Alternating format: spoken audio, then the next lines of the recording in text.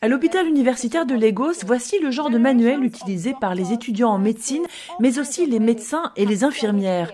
Tous les patients représentés sur les illustrations ont la peau blanche, comme si les personnes noires n'étaient jamais malades ou n'existaient pas. Chidiebere Ibe, jeune illustrateur, a décidé de changer les choses.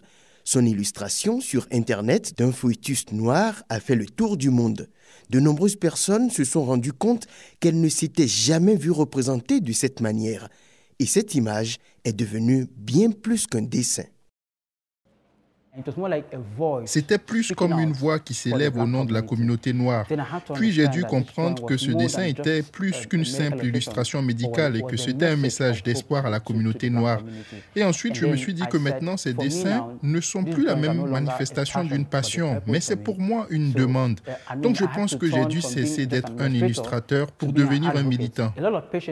Jusqu'à présent, de nombreux patients subissent un mauvais diagnostic en raison du manque de représentation dans la littérature médicale. Par exemple, certaines affections cutanées se présentent différemment sur la peau noire que sur la peau blanche. Et cela entraîne beaucoup d'erreurs médicales du côté des médecins parce que ceux-ci n'ont aucune expérience ni aucun savoir-faire technique pour diagnostiquer ces éruptions cutanées sur la peau d'un patient noir.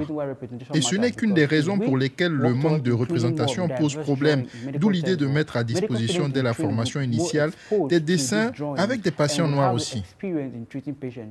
Ibe a reçu énormément de messages issus de la communauté noire à travers le monde. Notre reporter à Lagos a montré ces images à des étudiants en médecine. Waouh, noir, je n'ai jamais vu un fœtus qui est noir. C'est souvent une couleur de peau blanche dans nos manuels. Oui, africain. Oui, la mélanine.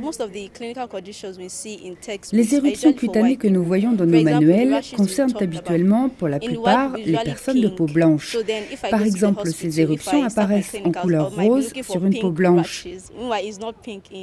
Alors je pense que dans ce cas et bien d'autres encore, il faut en fait suivre un long processus médical, spécialement en Afrique.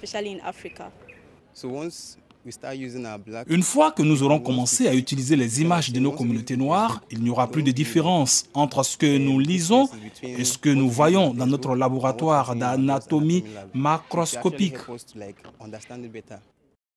Depuis que ce dessin a été publié avec un succès viral, de nombreux éditeurs ont eu recours à Ibe pour lui demander de produire encore plus de dessins de personnes de peau noire pour illustrer les manuels.